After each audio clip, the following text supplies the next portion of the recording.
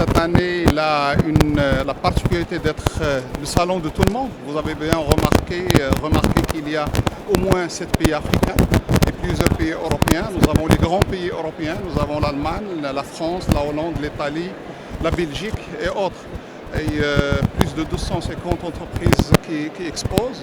Mais le plus important, c'est qu'en plus de l'exposition des technologies classiques de nettoiement qui font face aux aléas environnementaux, mais on a aujourd'hui des technologies, des sociétés qui exposent des solutions pour tout ce qui est industrie, ce que j'appelle l'industrie de l'environnement.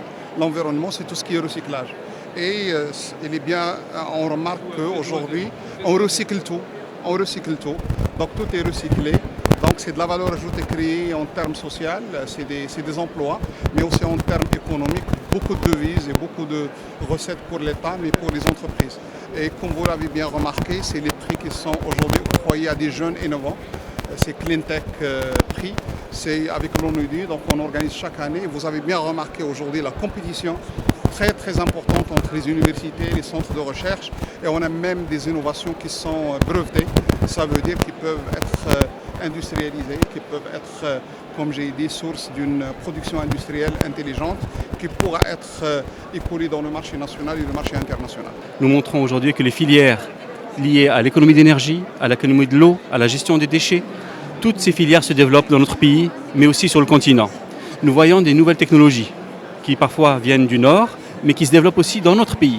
Et ces prix qui ont été remis à des jeunes de notre pays, qui ont étudié, qui ont montré qu'on trouve des solutions nationales pour des problématiques nationales, montrent qu'aujourd'hui, l'économie verte, ce n'est pas seulement de l'environnement, c'est aussi du social avec la création d'emplois, et c'est aussi, bien sûr, de l'économique, parce que tous ceux qui utilisent l'économie verte, pour économiser leur facture énergétique, leur facture de l'eau, leur valorisation de leurs déchets, eh ben, ils sont plus compétitifs. C'est le message qu'on veut faire passer aux entreprises, et c'est pour ça que ce salon montre un peu les différentes filières.